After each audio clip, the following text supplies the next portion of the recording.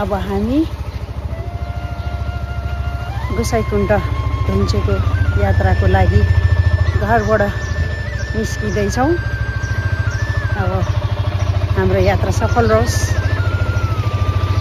शुभकामना आफैलाई, हामी दुवैजनालाई। हामी धुम्चेको यात्रा टारबाट बालाजु पैया टारबाट सुरु गर्दैछौँ है त। हामीले टोखा पुग्यौँ। अब टोखाबाट मासतिर लाग्दैछौँ। ठाउँमा आइपुग्यौँ। अब बिस्तारै हामी टोखा बजारतिर लाग्दैछौँ।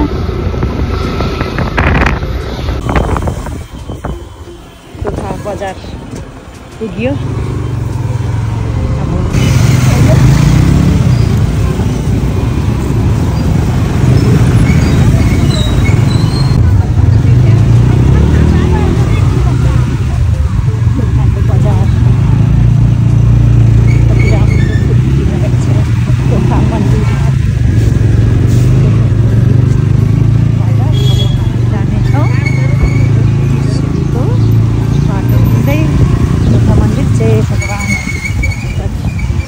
चन्देश्वरी बाजान पार्क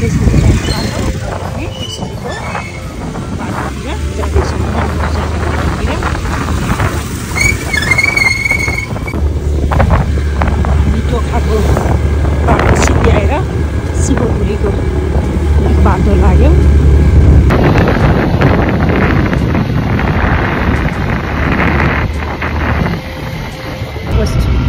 शिवपुरीको चेकपोस्टबाट अब नुवाकोट जिल्लातिर लाग्यो। नुवाकोटतिर लाग्यो। ल हेरौँ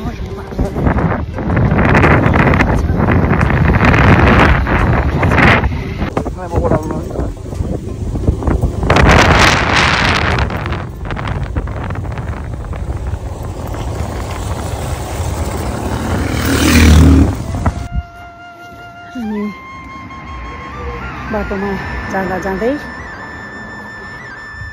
चिया खाने ठाउँमा पस्यौँ। यो थापा गाउँ ओरिजिनल दही खुवाहरू पाउने ठाउँ हो। मिठो चिया खाइयो। अब यसपछि फेरि हामी गन्तव्यतिर जाने तयारीमा।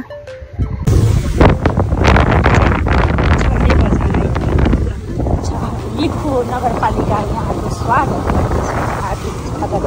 छहारे बजार नुवाकोटको छहारे बजारमा प्रवेश गरियो।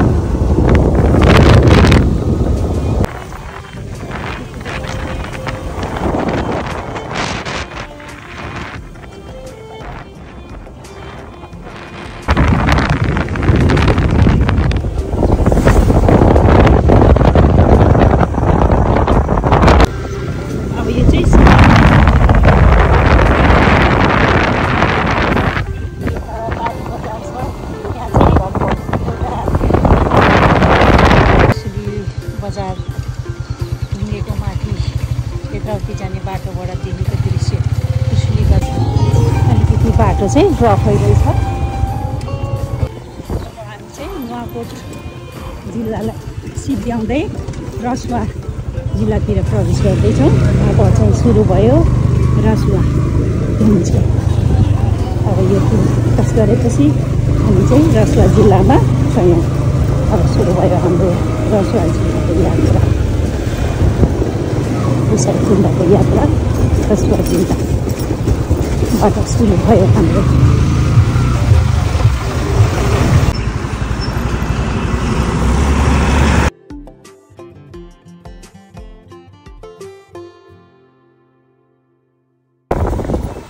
ढाँचे बजार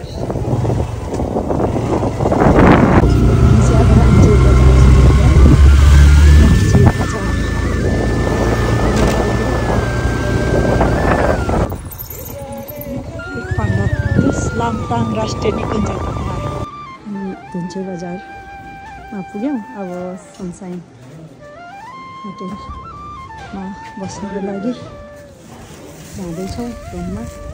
भोलि बिहान अब 6 बजीसम्मलाई सनसाइनमा बस्नेछौँ।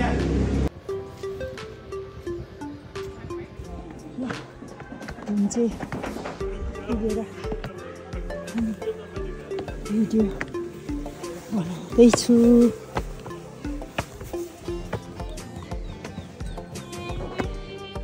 कस्तो मजा आउँछ।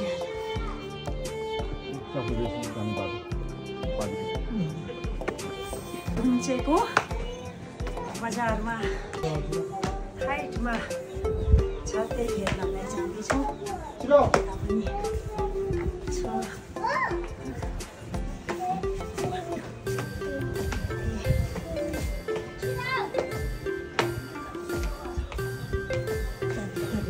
माथि जान्छौँ। माथि हो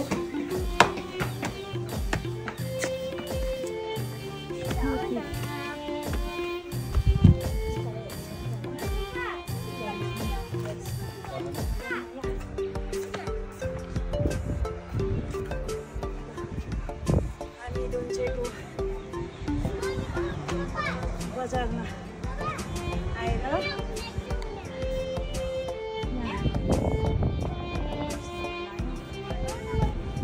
बजार यही हो।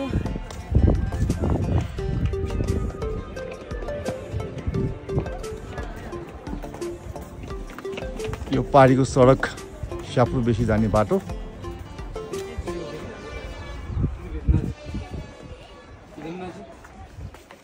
धेरै डेभलप भइसकेको छ। हामी कति वर्ष अगाडि आएको थियौँ नयाँ वर्ष मनाउनलाई। नयाँ वर्ष न्यु इयर मनाउन वैशाख 1 गते। आज वैशाखको 30 गते चैतको 30 गते फेरि त्यही ठाउँमा आउँदा यति डेभलप भइसकेको छ। Thank you.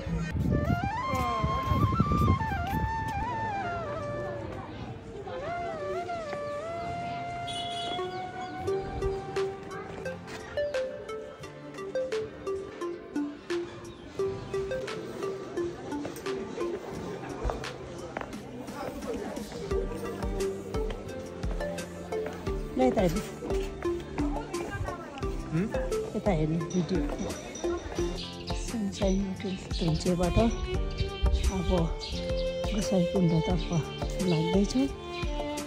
बिहानको 5:30 भइसकेको छ। अब हामी बिस्तारै उकालो ग्यास धुन्चे बजारबाट हिँड्न लाग्यो।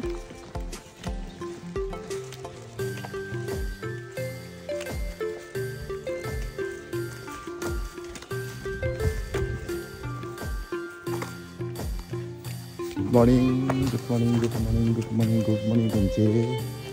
अब हामी गोसाइकुण्ड यात्रा सुरु गऱ्यौँ। बिहानको 5:30 बज्यो।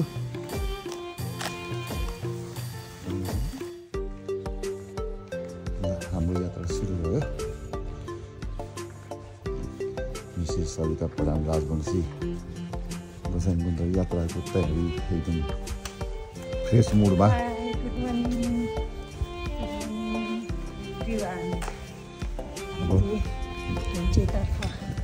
धुन्चेबाट चाहिँ अब गोसाइकुण्डतर्फ लाग्दैछौँ सबैलाई। गुड मर्निङ दिदी। Good morning.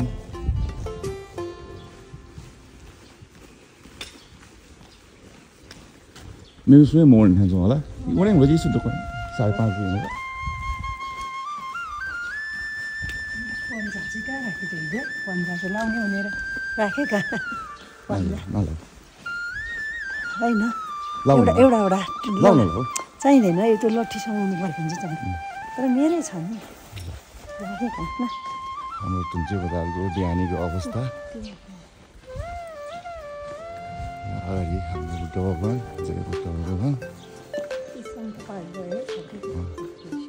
सुरु भयो। 8 घन्टा भयो।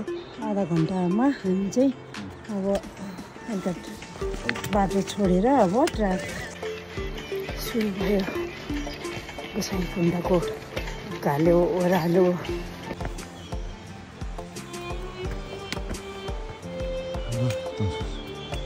धुन्चेबाट आएर सबभन्दा नजिकको पुल एउटा। हामी धुन्चेबाट यहाँसम्म आएर पुललाई आधी घन्टा लाग्यो। अब यहाँबाट सबभन्दा नजिक जक्सनहरू चिया खाने ठाउँहरू नजिकै छ जस्तो लाग्छ।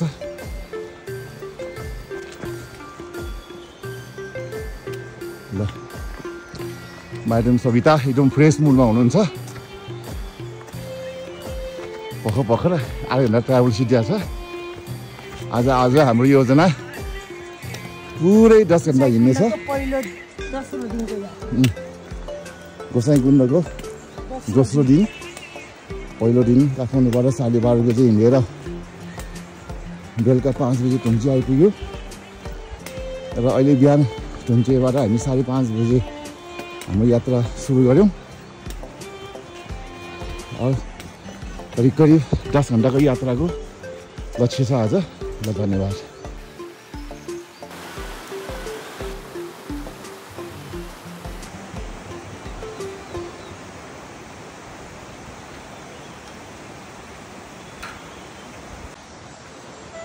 अब हामी मिनी गोसाइँकुण्ड आइपुग्यौँ।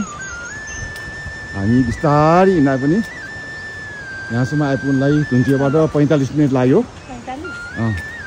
यहाँ गोसाइँकुण्ड जान नसक्ने मान्छेहरूले कमसेकम यहाँसम्म आएर गोसाइँकुण्डको स्नान गरेर फर्किनुहुन्छ। ल जय शम्भु। हामी गोसाइँकुण्डको यात्राको पूर्व सन्ध्यामा हामी मिनी गोसाइँकुण्ड आइपुग्यौँ। ल यहाँ हाम्रो भाइहरू पनि भेट भएको छ बाटोमा। हामी 2बाट 4 भयौँ एकछिनको लागि। ल यो चाहिँ कुण्ड गोसाइँकुण्ड यात्राको क्रममा अब अहिलेलाई यहाँ पानी चाहिँ छैन, पोखरी चाहिँ छ। ल यो चाहिँ हाम्रो गोसाइँकुण्ड मिनी गोसाइँकुण्ड।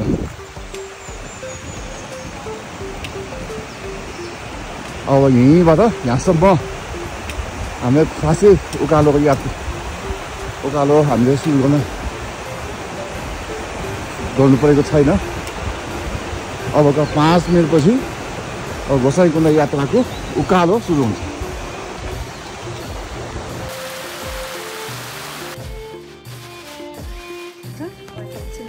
ल हाम्रो सविताजीलाई यहाँ वाइफाई चाहियो। बिना नेट चाहिँ हाम्रो सविता म्यामलाई बिना नेट चाहिँ अब सास फेर्नु पनि गाह्रो हुन्छ। अब हामी यो खेन्डी आइपुग्यौँ। यो खेन्डीको सृजना होटेल एन्ड लज। त्यसपछि यहाँ अर्को पनि छ यो new village hotel and lodge भनेर। यहाँ 2टा होटेलहरू रहेछ र सिजनको बेलामा 6 जनासम्म बस्नको लागि पनि यो खेन्डीमा गाह्रो छैन। ल सृजना होटेल एन्ड लज यो फोन नम्बरहरू यहाँ सबै चिजहरू सुविधा छ।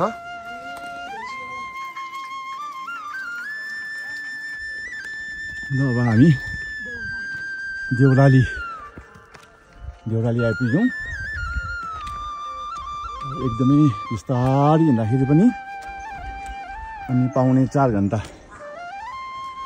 हामी 5:30 बजे धुम्चीबाट हिँडेको। अब हामी 9:15 बजेमा हामी देउराली आइपुग्यौँ।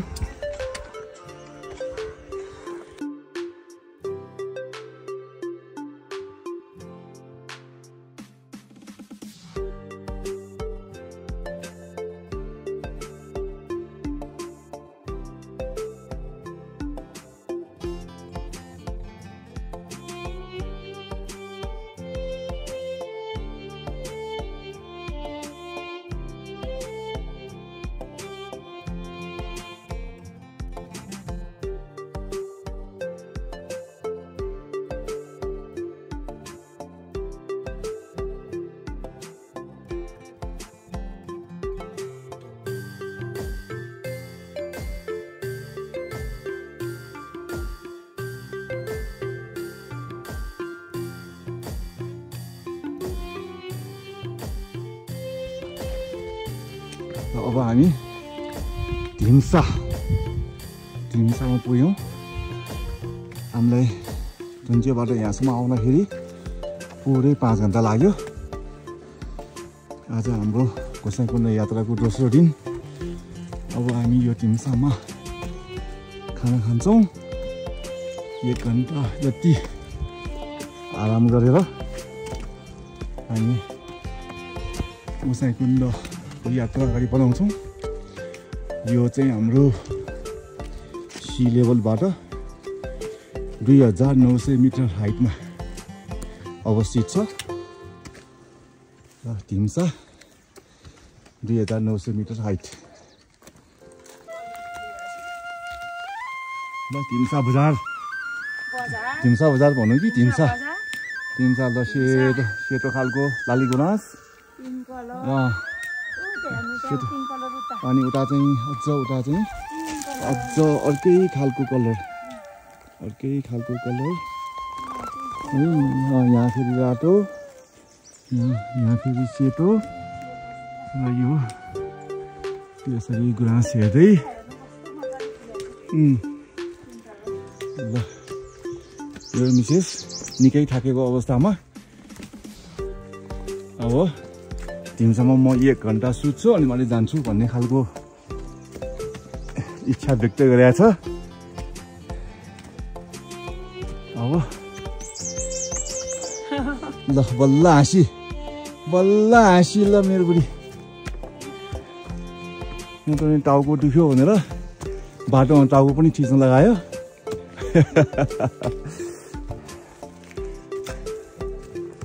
अब याङ्गु होटेलमा हाम्रो खाना खाने यहाँ बाटोमा याङचुयो यहाँ बाटोमा आउँदै यहाँ स्थानीय चेलीबेटी भेट भएको थियो। मलाई चाहिँ ल सेकेन्डमा जानु मैले फोन गरिदिएको छु भन्नुकोले हामी बहिनीको ले भने जस्तै गरी हामी याङचुयो होटेल एन्ड लजमा खाना खानको लागि हामी लाग्दैछौँ। ल टिम्सा यो गोसाइँकुण्ड गाविसको 5 नम्बर वडामा पर्छ।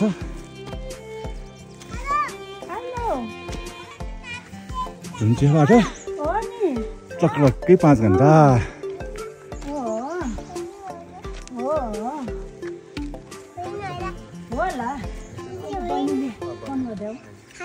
हजुर